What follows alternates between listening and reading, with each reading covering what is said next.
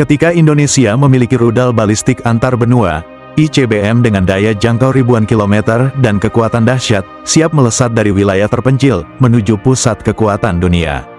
Tapi, di mana Indonesia bisa menyembunyikan kekuatan sebesar ini? Inilah simulasi strategis daerah-daerah yang berpotensi jadi pangkalan militer ICBM berbasis nuklir, jika Indonesia memilih jalan itu. ICBM, atau Intercontinental Ballistic Missile, adalah rudal jarak jauh yang mampu menempuh lebih dari 5.500 km. Biasanya dilengkapi hulu ledak nuklir, dan dirancang untuk menghancurkan target strategis di benua lain. Negara seperti Amerika Serikat, Rusia, dan China mengandalkan ICBM sebagai bagian dari strategi nuklear triad, darat, laut, dan udara. Indonesia, hingga kini, masih berpegang pada prinsip non-nuklir. Tapi mari kita masuk ke skenario hipotetis, jika Indonesia punya ICBM, di mana saja lokasi strategis untuk menyimpannya. Membangun pangkalan rudal balistik antar benua bukanlah hal sembarangan. Harus dipilih lokasi yang memenuhi syarat sangat ketat, karena satu kesalahan bisa jadi pembuka bencana. Ada beberapa syarat penting yang wajib dipenuhi. Pertama, harus jauh dari pemukiman warga.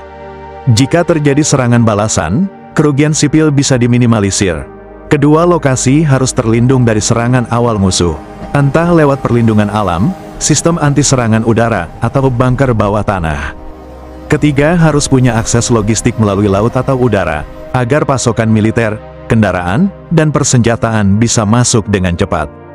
Dan keempat, lokasi ideal berada dekat dengan wilayah strategis regional, agar rudal bisa menjangkau berbagai zona vital dengan efisiensi tinggi.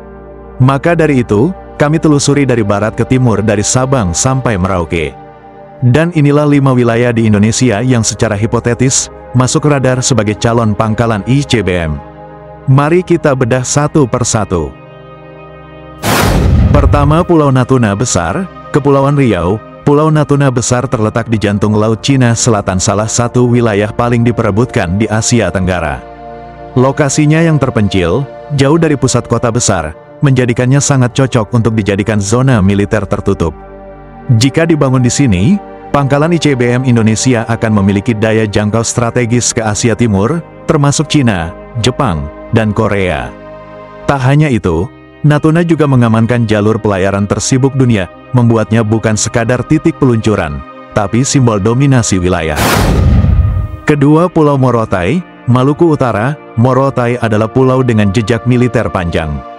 Disinilah pasukan sekutu membangun pangkalan untuk menyerang Jepang saat Perang Dunia II.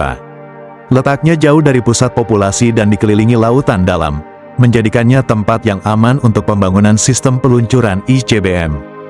Dari Morotai, rudal Indonesia dapat menjangkau Samudera Pasifik hingga ke pangkalan militer barat AS. Pulau ini ibarat titik bidik diam di tengah arena global, sunyi, tapi sangat mematikan bila diaktifkan. Ketiga, Pulau Biak, Papua. Biak adalah permata strategis di timur Indonesia. Letaknya yang sangat dekat dengan garis khatulistiwa menjadikannya ideal untuk peluncuran rudal maupun orbit satelit. Bahkan Rusia pernah menyatakan ketertarikannya untuk menjadikan Biak sebagai pusat peluncuran roket. Jika Indonesia membangun sistem ICBM di sini, maka target-target di Pasifik, Australia, hingga bagian barat AS dapat dijangkau dengan presisi tinggi. Keempat, Pulau Enggano, Bengkulu. Enggano pulau kecil dan nyaris tak dikenal di barat daya Sumatera. Sunyi, terisolasi, dan jauh dari rute sipil. Kombinasi sempurna untuk markas militer tersembunyi. Lokasi ini memungkinkan peluncuran rudal ke arah Timur Tengah atau Asia Selatan.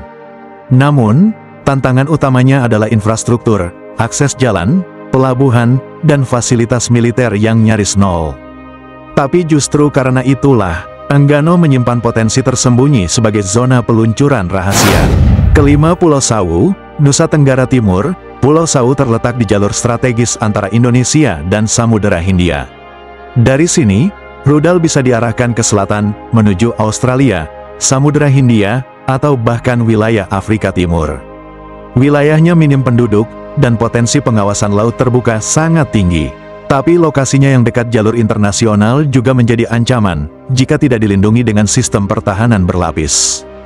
Bila dibangun dengan sistem radar, bunker, dan armada laut pendukung, Sawu bisa menjadi titik peluncuran paling tak terduga dari selatan Indonesia. Membangun pangkalan hanyalah ujung tombak. Untuk menjadi negara ICBM, apalagi yang mandiri, dibutuhkan fondasi militer, teknologi, dan politik yang sangat kompleks.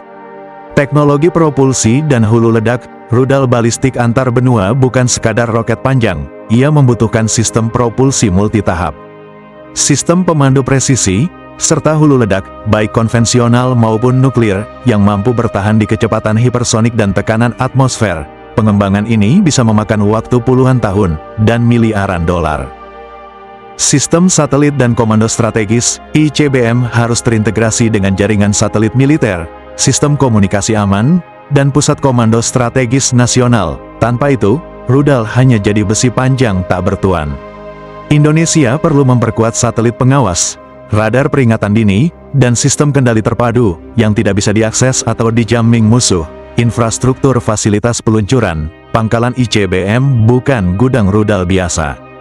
Harus dilindungi dengan bunker beton berkedalaman puluhan meter, pertahanan udara berlapis, dan kemampuan second strike untuk membalas serangan walau pangkalan utama hancur.